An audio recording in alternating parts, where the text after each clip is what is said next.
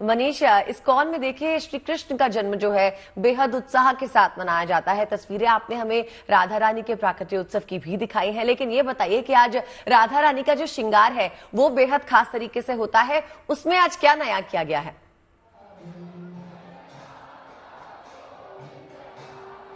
देखिए, बिल्कुल श्रृंगार बहुत खास है और कहते हैं कि चाहे जन्माष्टमी हो चाहे राधाष्टमी हो, आज के दिन में जो श्रृंगार होता है वो बेहद खास चीज़ें होती हैं और वो सभी चीज़ें ब्रज मंडल से मंगाई जाती हैं। ब्रज मंडल यानी कि चाहे वृंदावन हो, बरसाना हो, मथुरा हो, इन इलाकों से इनके लिए जो चीज़ें हैं श्रृंगार की और जो वस्त्र हैं वो खास तौर पर वहीं पर तैयार किए जाते हैं। लेकिन आज का भोग बहुत खास होता है और भोग में कहते हैं कि राधा जी को अरबी बहुत पसंद थी, इसलिए आज यहाँ प्रसाद में भी अरबी ही लोगों को दी जाएगी और साथ ही साथ 252 तरीके के भोग यहाँ पर राधा जी को लगाए गए हैं। 252 तरीके के भोग ही जन्माष्टमी पर श्री कृष्ण को लगाए गए थे, यानी कि कोई फर्क नहीं किया गया है। आज राधा जी को भी वही 252 तरीके के भोग लगाए जाएंगे। इनमें छोला, पूड़ी, पिज्ज़ा, टैकोस, जितनी भी चीज़ें आप सोच सकते हो जो शाकाहारी हैं, उन सभी चीज़ों का भोग यहाँ पर लगाया जाएगा।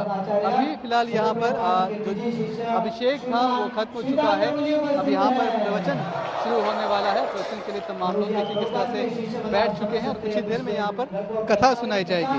आपको बता दें कि यहाँ पर 2 बजे तक का कार्यक्रम है, जो कि 11 बजे के आसपास शुरू हुआ था और 2 बजे तक इसी तरह से यहाँ पर जो माहौल है वो भक्ति में बना रहेगा।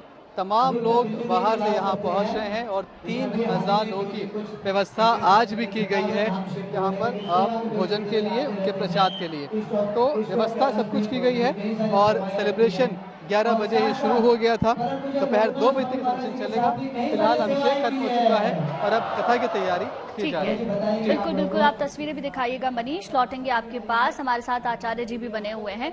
आचार्य जी, आपने राधा रानी और राधा अष्टमी की महिमा के बारे में बताया, लेकिन बहुत सारे ऐसे लोग हैं जो बरसाने नहीं जा सकते, घर में ही व्रत रखते हैं, राधा रानी की पूजा करते हैं। तो उपासना की क्या विधि हो सकती है? कैसे हम राधा का नाम ले सकते हैं दिन भर? कैसे उनकी पूजा कर सकते हैं, बताएं।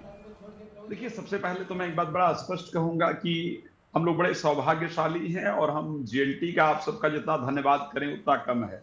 बरसाने नहीं जा सकते हैं, लेकिन आप लोग जो आपका यंत्र है, जो कैमरा इत्यादि है, जो आपका टीवी चैनल है, उसके माध्यम से आपने घर में ही बरसाने को पहुंचा दिया है। बरसाने में कैसे पूजा हो रही है, क्या कुछ चल रहा है, वो हम लोग देख पा रहे हैं। तो कहने का तात्पर्य यह है कि हम अगर इस कार्यक्रम को भी देख पा रहे हैं तो हम पूजन के पूर्ण फल को प्राप्त कर पा रहे हैं। अब करना क्या है हमको? अगर आप घर के अंदर हैं तो सबसे पहले आपके घर में जनरली विदाउट राधा के कृष्ण तो हो ही नहीं सकते हैं। जहां कृष्ण होंगे वहां राधा जरूर होंगी। तो आपको क्या करना है, जो भी आप श्रद्धा से बना सकते हैं, जो भोग उनको आप श्रद्धा पूर्वक अर्पण कर सकते हैं, वो भोग लेकर के जिसमें आप पंचामृत बनाइए, दूध, दही, शहद, गंगा जल, घी इत्यादि बनाइए।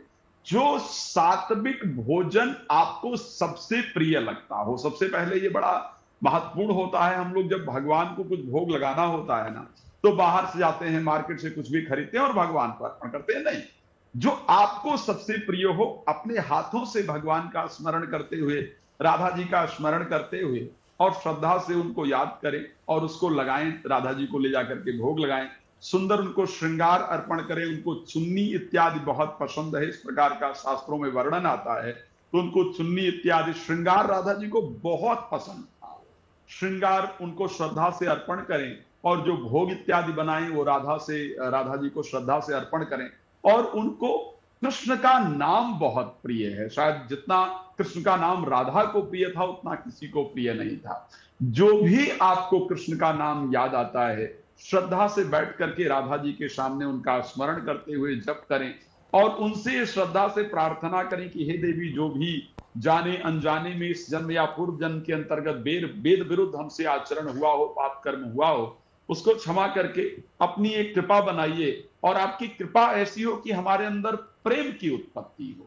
तो राधा जी की कृपा से हमारे अंदर प्रेम की उत्पत्ति होती है और वो प्रेम ऐसा बिखरता है कि लोग आपसे अट्रैक्ट होते हैं। परिवार के अंदर प्रेम होता है, परिवार के अंतर्गत शांति होती है। जी। इस प्रकार से श्रद्धा पूर्वक प्रार्थना करनी चाहिए।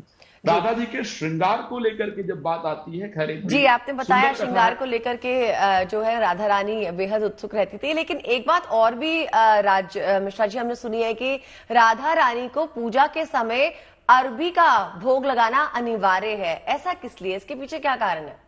देखिए, दो चीजें, राधा रानी जी को कुछ चीजें थी जो बहुत पसंद थी। जैसे अरबी को लेकर के देखा जाए तो अरबी एक शीतलता का प्रतीक माना जाता है। अरबी जो भी चीजें जमीन के अंदर, राधा जी का एक ही स्वभाव था। राधा जी ने कभी भी अपने आप को सुंदर नहीं माना, कभी भी अपने आप को अलग नहीं माना। राधा जी अपने सभी सखियों के साथ और उन्हीं के साथ घुल मिल करके, और एक जमीन से जिसको जुड़कर रहने वाला कहा जाना चाहिए, उस परिस्थिति के अंतर्गत रहती थी।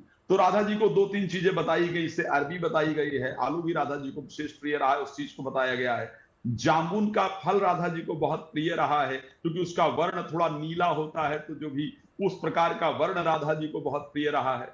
सिंदूर राधा जी को बहुत प्रिय था। धनिया जो होती है उसका प्रसाद राधा जी को बहुत प्रिय था। ये सब चीजें रही है। तो विशेष आपने क्योंकि अरबी को कहा है, अरबी धरती के अंदर से निकलने वाला फल था।